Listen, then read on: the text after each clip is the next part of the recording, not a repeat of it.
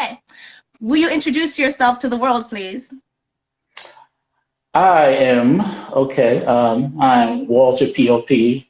Matthews the Fourth, and I'm a producer, writer, composer, and a whole bunch of other things. But that's the main view. Hey, what's up, y'all? How y'all feeling? So So, how did you get started doing what you're doing? how did I get started? Like, oh man, which part? Because you know I do like a million different things. So, All of them. Pick one. well, I've been a writer since elementary school. I used to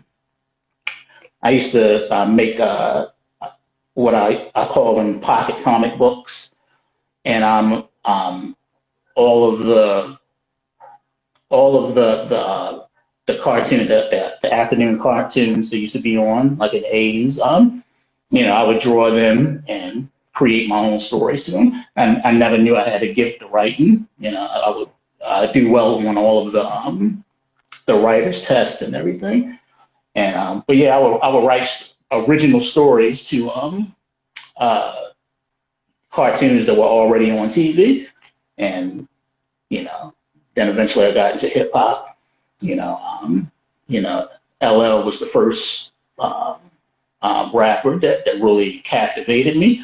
Like his lyricism was just on another level, and the big words that he would use would really that really did captivate me. So that's how I started into writing and music. The first time I saw Michael Jackson, that was it for me. That was Motown 25. That's when that's that was my musical big bang. When I saw Michael Jackson, it was a wrap. That was it. You know, but So beautiful by the way. no, that's cool. I think that's so cool that you did little cartoons in elementary. Well, you wrote stories for Yeah, cartoons in elementary I wrote school. original stories. That's I Hi, think that's hi everybody. fascinating. Hey guys, I see a couple people popping in and out. Hello, hello. So, what shifted that you thought that I need to take this seriously as a career? Oh, that's a good question. I think the thing that shifted was, for one, I knew it was something. I knew it was something bigger and better for me. You know, um, after a while, like all the jobs that I would work would, I don't know, the jobs just seemed mundane. It never felt like I fit in at the jobs. I would even have one of the jobs that I worked. You know, it was it was so just basic and not me. I had the administrator of the whole place like come to me and was like, do you do anything else? It's like something about you. Like, what else do you do? She was fishing for other things that I did, and the job was very entry level, and she was fishing for other things that I did, and long story short is, you know, our conversations led to a promotion. Because I also have a background in art. Everything started with writing and art, and my background. When I told her that I went to school for commercial art and I went to school for art. When I told her that,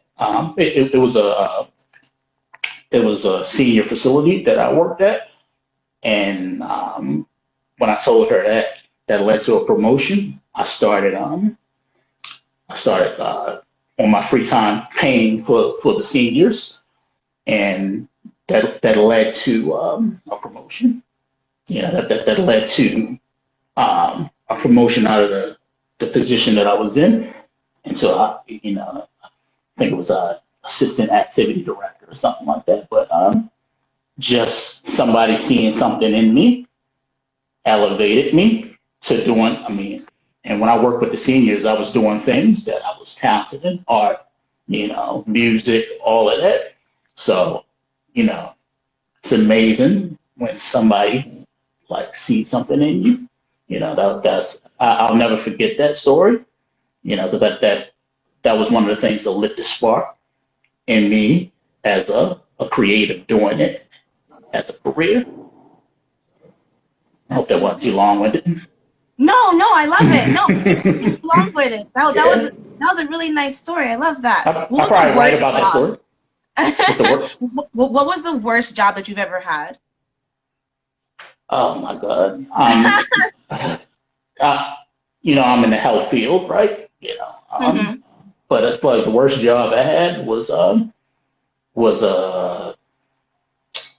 what's the worst? You know what? Like I think the worst job. I have some background in warehouse work. That would probably would. I worked as a forklift operator, and you know, that job was very oppressive. Like the whole environment was very oppressive. He's like, we would take breaks and the supervisors and managers would peek in and like thinking like, can't we a 15-minute break and we enjoy our break without you like, you know, popping in and, like Yeah. hounding us and, so like that job was, I think I was there like 2 months. That was a very oppressive job. And that job, I remember, I knew it was something else for me. I worked along with another guy that was just as new as I was, and I don't know. It seemed like he was scared of the managers or whatever. I remember one time him and I were we were training, we were doing our job. The supervisors like came by, and he was like, "Put your game face on." I'm like, what? Like, put your game face on. So, I mean, I have a deeper story about that, but that's too, that may be too deep for this live right now. But like, he pretty much told me put my game face on, you know, like we were slaves or something. And I knew at that moment, I'm like, I'm telling you, man, this is not for me. Something bigger and better for me. So there it So is. as a composer slash producer, how long does it take you to make the perfect song? Because I know nothing's ever perfect, but forgive me for phrasing. Um, how long? Um, when it comes to that, I'm very technical and I'm a perfectionist, so it can take me, to, when I get it right, when I feel it is right up, I'll mix a song about 100 times, and so I feel like it's right, you know. And basically, what I do is um, I create a song. Sometimes I have to create a song like in its roughest form, and come back to it the next day with fresh ears. That's what I learned from being in the producer community. You create, mix it, uh, and do all that, and come back the next day with fresh ears. And I do that same thing with writing. I just wrote like another article. I just wrote it, and probably today or tomorrow I'm going to edit it. So, writing and composing, I approach them pretty much the same way, a very technical way. But you know, uh, I do things, over and over like a perfectionist, and it could take me weeks to finish, one piece, one composition, one article, you know, even the photos that I take, like I take a lot of different angles and pick the best one. So So yeah, on your page, you do post a lot of photos. Do you have a professional camera? no, Oh, it's off of your no, phone. yeah, How cool is yeah, that? No, because they're really pretty. Like you take a lot of sunset photos, and it's yeah, like that's really cool that you do just from your phone. yeah. It's just from the phone. It's really a hobby that turned into something I did more, and eventually, I do plan on getting, more expensive camera, because it's some shots that I want that a phone can't capture. Some real big shots that I want. Like the moon. Mm-hmm. I want better moon shots. But it all started as a hobby. You know, art is art to me. I I knew. So I do a lot of different kinds of art, whether it's photography, whether it's writing, music. I have the same approach to a lot of the things that I do. So Awesome. Awesome. Awesome. So, this is something that is new to me, and hopefully maybe someone who's watching this, you can explain it to them. okay, The rules of licensing and copywriting as a musician. Could you explain that to us? the rules to copyright. Okay. In Well, licensing your music. well, the first thing, the first thing you want to do is, copyright your music. Uh, and How does one do that? Like, how does one go about getting their music copywritten? the Library of Congress. You can go the libraryofcongress.com. But a lot of these distribution sites, like one of the most popular one, DistroKid. Um, uh, a lot of them, a lot of them, they they automatically copyright stuff. But if you want to do it separate, just go to the Library of Congress site. And as far as publishing, I'm with BMI right now. Go to bmi.com and you can register. Each track with bmi.com. BMI.com. Yeah, that's How important do you think it is for musicians? Because you see a lot of musicians putting out their music on Instagram, on YouTube, and then like people can easily just, I mean, I know I do. People can just easily download them and steal them. How important do you think it is that they do this process? very important. Very important. Very important to copyright all your work. You know, you know, because the internet is like the wild wild west these days. It's like Mm-hmm.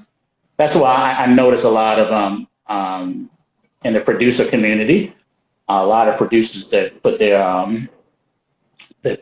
music on YouTube. They use what you call producer tags. That's when you hear the producer name throughout the song. I'm P.o.p. Every couple bars it's P.o.p. P.o.p. P.o.p. My voice tag will go out through the song, so nobody won't rip off somebody's song. You know, That's genius. I didn't even know about that. yeah, it's a lot. Yeah, it's a lot that I learned. I've been a producer for since officially '06, because Okay. '06 was '06 was the first album that I produced. You know, and my first album actually was um, Christian hip hop when it wasn't even popular. I produced a Christian hip hop album when nobody people was wondering what that even was. It was like I mean, it's a lot more popular now, but when I did it, it was really different. So, but yeah, '06, '06 was my debut year as a producer, and then I wrote my first and only book, uh, The Blood of My Pen, in '04. So So you've been doing this for a while. yeah, You can give like so much advice. Okay, yeah, another so can you explain how equity works in the music business? Because I know that, and this is going to sound like such an immature example, but like bear with me. I know that the actor who sang the voice of Simba in The hmm Lion King, he gets yeah, paid in equity still to this day. yeah, And I was like, royalty. oh, that's cool, but like, what is that? That's a royalty. Royalty. Okay, so the word That's a I'm looking for royalty. is royalty. Okay, Royalty. can you explain royalties to us? Royalty is like um, they call it like a back end. I'll give you an example. Um, I'll give you an example of a royalty, that I'm set up to get. I have about 50 about 50 like tracks registered and floating around to be placed on TV. Um, when they get placed on TV, I get a royalty, and the royalty has to do with how many times the song get played, like on that show. On a reality show like Love and Hip Hop, or Housewives, or this or that, or Atlanta. Any reality show, whatever show picks up. And the royalties, the way that they work is, um, I know the way BMI works, you get paid quarterly. And so it's probably the same thing with I forgot his name, but I know the guy you're talking about who voiced Simba, Yeah, I forgot his from name. the from the original Lion King. He also played Michael Jackson in He the did. '90s. Yeah, I just can't remember his name right now. But yeah, and it, people who had syndicated TV shows, they also get royalties, like say like the Cosby Show. Once a show gets syndicated, um, everybody that was in it, like the actors, get a royalty. Like so, actors from the Cosby Show, if they still play it anywhere, actors from the Cosby Show, they still get royalties because the show was syndicated. I believe once a show gets to the syndication level, that's when everybody gets royalties. So like the music pretty much works the same. I know with me, with my music, when it gets picked up for any shows, I'll get royalties quarterly. So that's how it works. How does one go about getting their tracks to be on a show? Is there a certain website they can go to, or a certain agency they can sign with? Um, uh, it's a lot of them. It's a lot of research that I had to do.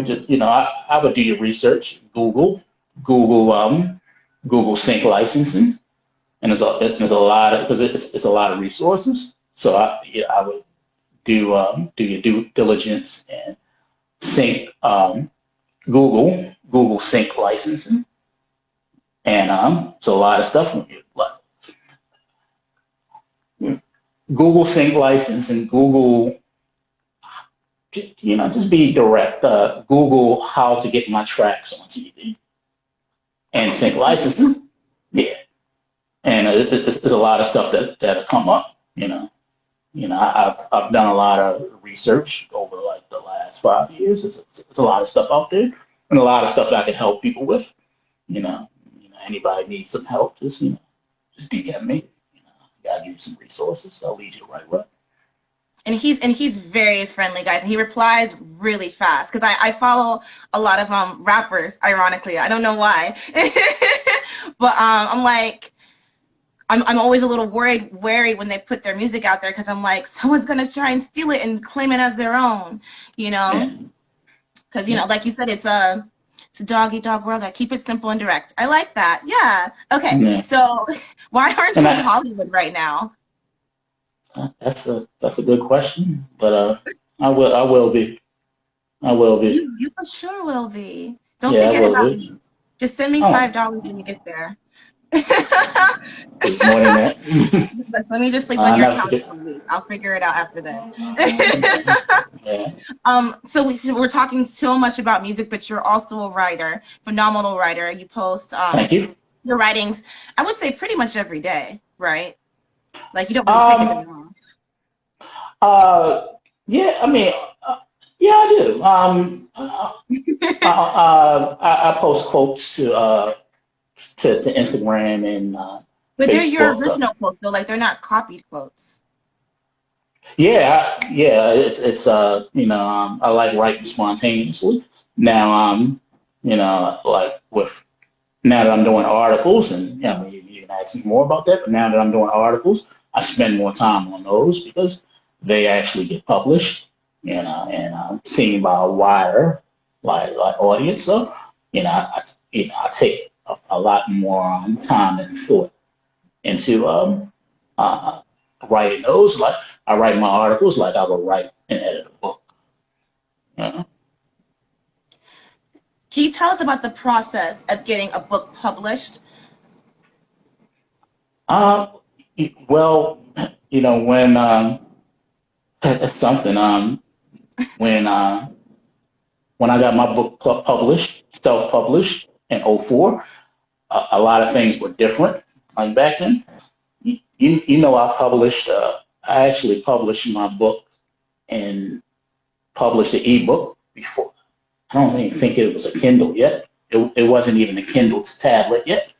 Um, I published my book online at a time where everybody wanted books, like they wanted them signed in hand. Like they would look at me like I was crazy when I said, "Oh, my book is so and so.com."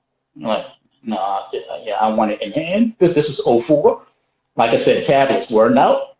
I had an ebook before tablets were out. So I wanted to say that again. It's like I literally had an ebook out before tablets were out, and I had my book online when people were still scared to buy things online.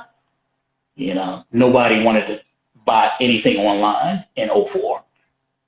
So I had to buy all of my books in bulk and, have, I guess, little book signings or whatever. But yeah, it's time I write some more because I still have some promotion of that one to do. That book, The Blood of My Pen, is like a poetic autobiography. So I'm still promoting all these years long. I don't know how many years that is, '04, 16 years. I'm still promoting that book. I need to write some more. I'd love to read it. Yeah, I got to get it to you. Yeah. Definitely got to Um, get it to you.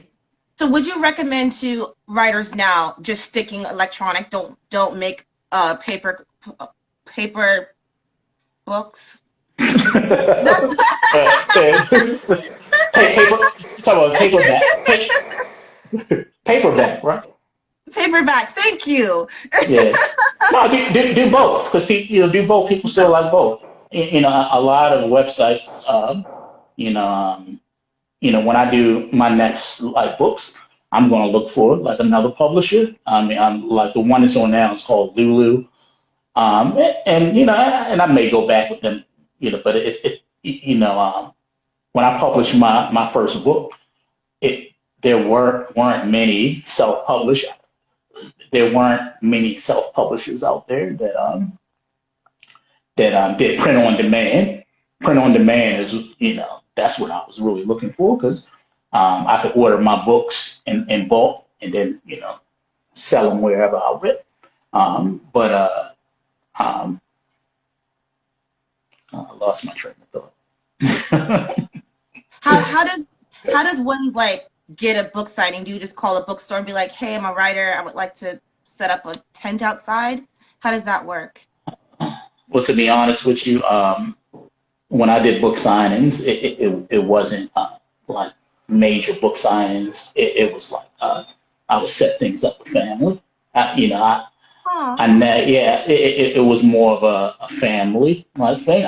I never got a chance to do like a real book signing like at Barnes and Nobles or something like that. Prayerfully one day like I will, but it was more of family and friends because really when I published my first book, right after that, you know, I got into music heavy, like so, having a book at the time was just, you know, uh, something that set me apart because at the time that I published my book, I was with a local, a Baltimore local label, and I was heavy into that at the time.